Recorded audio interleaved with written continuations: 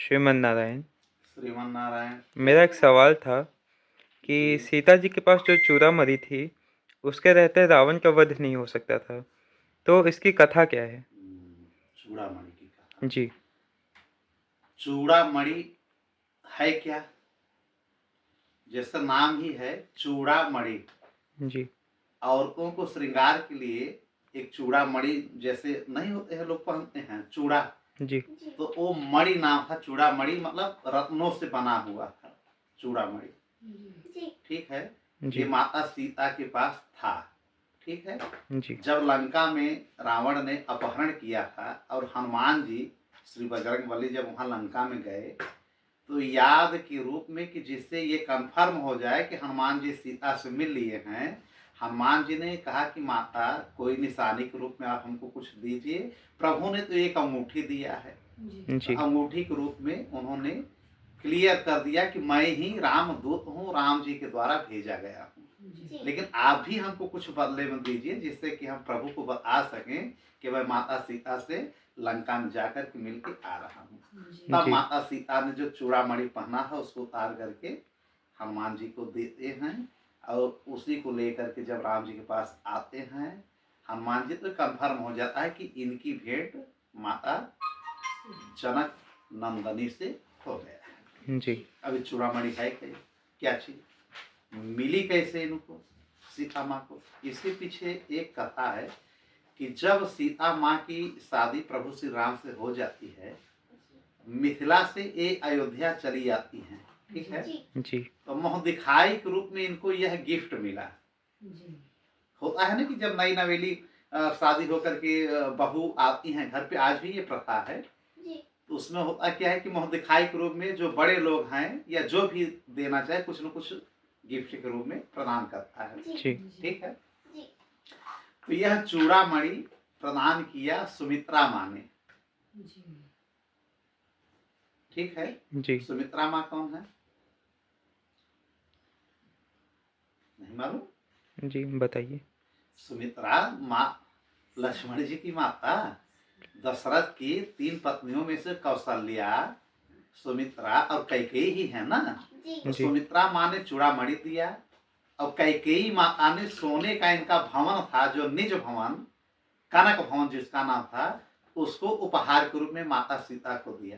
कौशल्या माँ ने केवल प्रभु श्री राम का हाथ सीता के हाथ में पकड़ा दिया कि हमेशा आप लोग एक दूसरे के साथ रहेंगे, चाहे सुख हो चाहे दुख हो। ठीक उसी प्रकार से माता सीता ने पूरा साथ निभाया प्रभु श्री राम का। फिलहाल चूड़ामणि अब सुमित्रा माँ को मिला कैसे? चूड़ामणि को सुमित्रा माँ को दिया कैकेयी ने। माता कैकेयी को कैसे मिला? माता कैकेयी को मिला इंद्राणी माँ से। इंद्राणी कौन है? इंद्र की पत्नी। इंद्राणी को किससे मिला?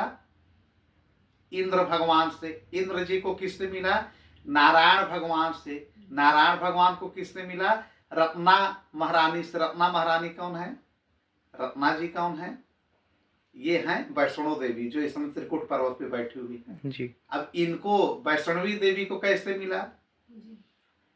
वैष्णवी देवी के दिया विश्वकर्मा जी ने। विश्वकर्मा को कैसे मिला? सागर ने दिया, समुद्र ने। समुद्र को किसने दिया? विश्वकर्मा के द्वारा ही बना करके समुद्र को भेंट किया गया था, जो कि समुद्र मंथन के समय ये निकला है। 14 रत्न निकले हैं ना समुद्र जी। मंथन में, उसमें से एक कौस्तुभ मणि के साथ साथ एक ये चूड़ामणि भी उसी समुद्र मंथन में से निकली है। ठीक है। जी। अब जब चूड़ामणि वहां से निकला, उसी से माँ लक्ष्मी भी निकली, माँ वैष्णवी भी निकली हैं।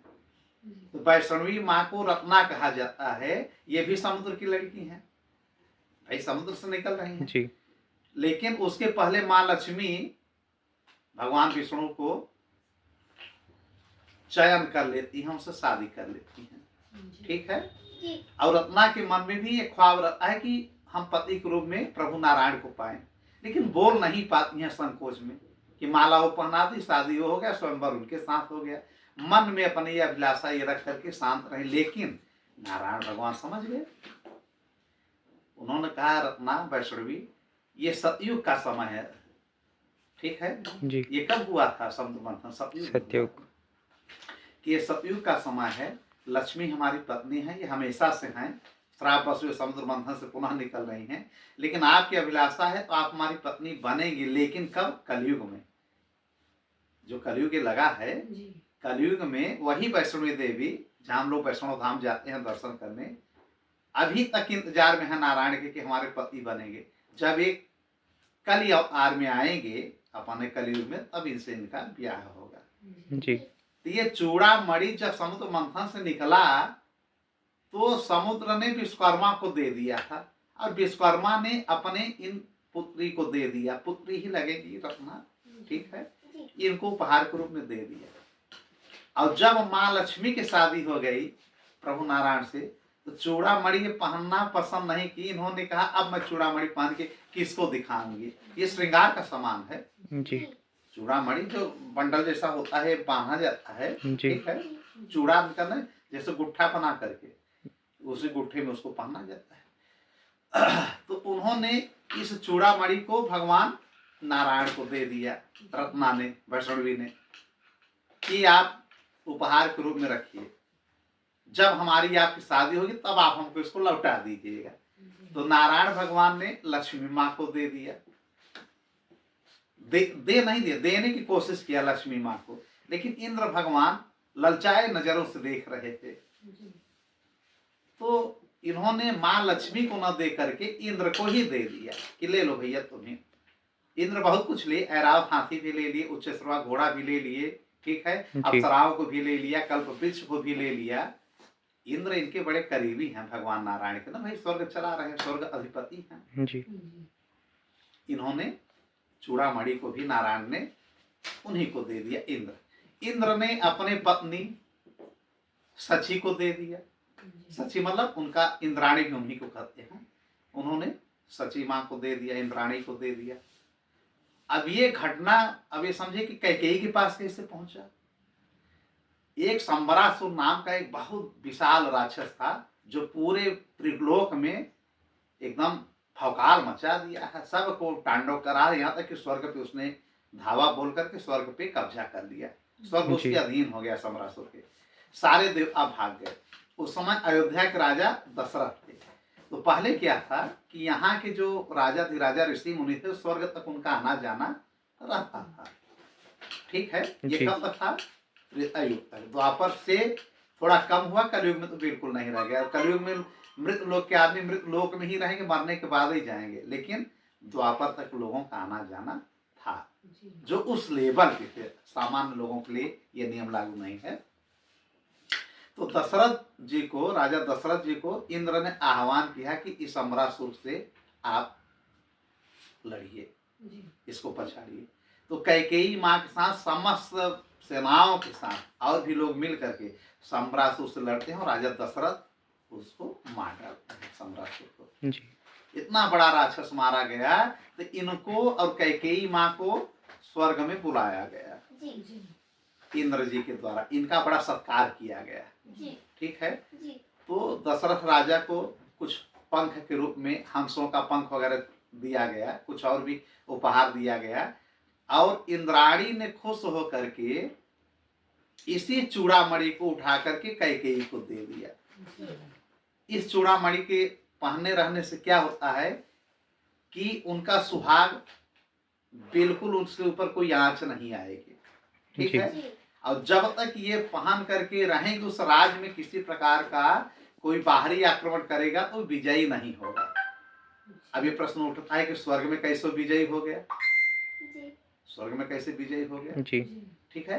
तो मान लीजिए स्वर्ग में अगर सम्रासुर विजयी हुआ तो उस समय सची माँ वहां नहीं रही होंगी, ये प्रश्न का आंसर बनता है। लेकिन इस चूड़ामणि का विशेष महत्व था कि उनके पति पे किसी प्रकार की आंच नहीं आएगी, राजघर परिवार पे अगर कोई मरणासन स्थिति होगा तो टल जाएगी, और विनाश नहीं होगा, पूर्ण रूप से उस राज्य उस घर का विनाश नहीं होगा जी, ठीक है। जब कैकेयी मां लेकर के आती हैं अयोध्या में, तो सुमित्रा माँ से सब बहुत लाड प्यार करते हैं, तो उस चूड़ामणि को उठा करके गिफ्ट उपहार के रूप में दे देती हैं सुमित्रा माँ को, ठीक है। लेकिन यही जब सीता माँ का ब्याह होता है प्रभु से और अयोध्या आती हैं तो फिर यही चीज उठा करके चूड़ामणि सीता माँ को सुमित्रा जी के द्वारा उपहार में दे दिया जाता है। ठीक है। जी। अब जब वन आगमन होता है 14 वर्ष के लिए, अब सीता माँ जाती हैं प्रभु के साथ, जैसा कि आप लोगों को मालूम ही है। जी। हाँ? रावण वहां से हरण करके लेके जाता है। चूड़ामणि अब उनके पास है माता सीता के, तो चूड़ामणि हनुमान जी को देना भी आवश्यक था कि जब तक चूड़ामणि उनके पास रहेगा रावण का पूर्ण रूप से विनाश नहीं हो पाएगा। देखिए चूड़ामणि वहां से लेकर के सीता माँ जब आती हैं कहाँ पे, वनवास के समय, राजा दशरथ अकाल मृत्यु होती है। जी। पूरे राज्य में कुछ समय के लिए तकलीफें आ जाती हैं। अयोध्या के नगरवासी सब रोना गाना शुरू, भरत जी राज गद्दी पे नहीं बैठते हैं। तो चूड़ामणि का देखिए प्रभाव, जब तक चूड़ामणि वहां था तब तक इस प्रकार का कोई बहुत विषम परिस्थितियों का सामना नहीं करना पड़ा। तो माँ सीता जा रही कि लंका में मुझको रहना है, साल के ऊपर वहां पे रही है, 1 साल के ऊपर। और जब तक ये चूड़ामणि रहेगा इस रावण का पूरे कुल का विनाश नहीं होगा, इसलिए उन्होंने चूड़ामणि को हनुमान जी के द्वारा भगवान राम के पास पहुंचा दिया कि राम जी के पास रहेगा तो राम जी हर प्रकार से भाई सक्षम रहेंगे। प्रभु है, उनको कोई इसकी जरूरत नहीं थी, लेकिन चूड़ामणि उनके पास पहुंचा दिया जिससे कि लंका में अब पूर्ण रूप से इनका संहार किया जा सके। ये आपके प्रश्न का जवाब है कि चूड़ामणि को लौटाना इसलिए आवश्यक था कि लंका को पूर्ण रूप से श्री भगवान राम जी के द्वारा और बंदरों के द्वारा समूल नष्ट किया जा सके। अब दुर्दांत इस प्रकार का आक्रमणकारी जो एकदम अहंकारी हो गया था, ऐसे राक्षस का विनाश करना आवश्यक था।